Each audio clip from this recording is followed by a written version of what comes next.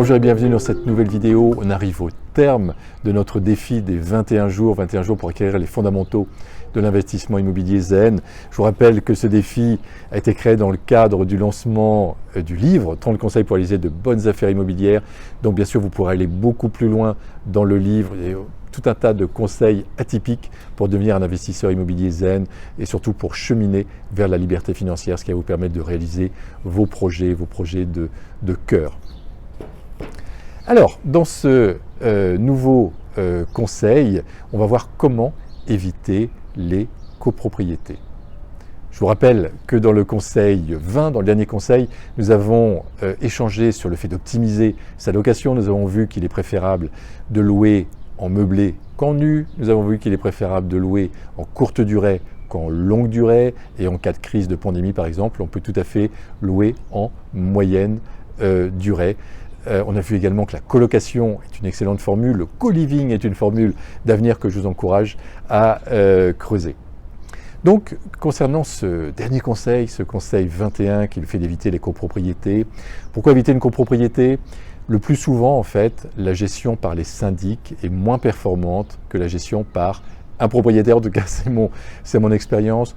En plus de ça, les honoraires d'un syndic sont souvent conséquents parce qu'il y a un formalisme très, très important. Quand on investit dans une copropriété, eh bien, si on veut faire des travaux assez lourds, eh bien, il faut demander l'autorisation de la copropriété. Alors souvent, on va l'avoir, mais c'est encore de l'administratif et c'est de la lourdeur donc en plus. De mon côté, j'ai pris la décision de m'éloigner en fait des copropriétés. Pas une bonne expérience des copropriétés de manière générale, même sur les 1000 biens qu'on a eus.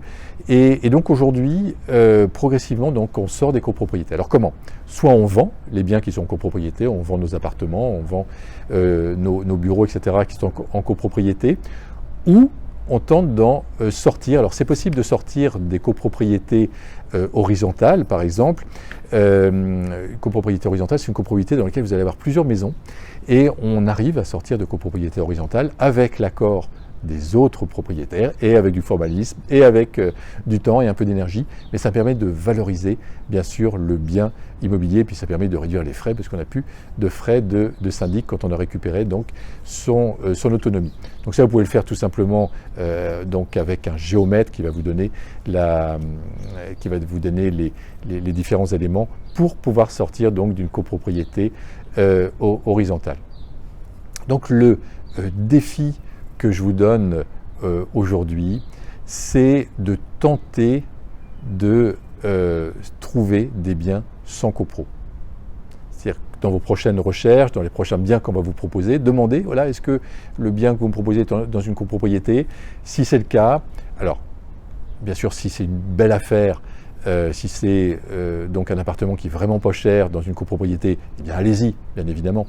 Mais d'une manière générale, si vous pouvez éviter, c'est mieux. Donc concrètement, vous allez plutôt investir dans des maisons, mais cette maison, vous allez pouvoir la diviser, peut-être vous allez pouvoir l'agrandir, vous allez pouvoir faire des travaux, et vous allez pouvoir faire cela beaucoup plus librement que dans une copro. Vous n'avez pas besoin de l'accord du syndic, vous n'avez pas besoin de passer du temps avec le syndic ou en assemblée générale de copropriété.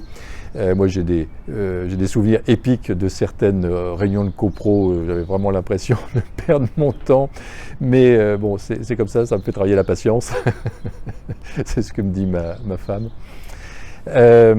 Donc évitons d'une manière générale donc les copropriétés. On a beaucoup plus de liberté donc sans copropriété. Et donc dans vos prochaines recherches, cherchez plutôt des biens immobiliers sans copro, donc des maisons par exemple. Et encore une fois, vous allez pouvoir peut-être diviser cette maison. On peut également faire de la colocation dans une maison. Moi j'ai vu des colocations avec des rentabilités très fortes. Donc dans des maisons, parce que dans une maison on peut faire 6, 7, 8, 10 chambres, j'ai vu jusqu'à 12 ou 13 chambres en fait dans une maison en colocation, et je vous assurais que le cash flow était extrêmement positif, la rentabilité était très très forte. Donc voilà, dans vos prochaines recherches, tentez de regarder des biens comme ça. Mais encore une fois, bien sûr que si vous avez la bonne affaire dans une copropriété, eh bien allez-y, mais ayez présent à l'esprit que d'une manière générale, il est préférable d'éviter les copropriétés. Je vous donne rendez-vous dans une dernière vidéo pour un au revoir momentané, parce que j'espère qu'on se reverra soit dans d'autres programmes, soit sur la chaîne YouTube. On peut bien sûr continuer à échanger sur YouTube. Je vais continuer à faire du gratuit sur YouTube régulièrement et sur les réseaux sociaux. Donc n'hésitez pas à interagir avec moi, j'ai vraiment plaisir à interagir avec vous, ça m'anime. Donc vous pouvez interagir bien sûr concernant cette vidéo, éviter les copropriétés pour que vous puissiez partager votre expérience, mais également continuer à interagir sur les autres vidéos de la chaîne YouTube, donc des entrepreneurs zen, la chaîne YouTube Ludovic Bréant. Je vous souhaite le meilleur et je vous dis à très bientôt.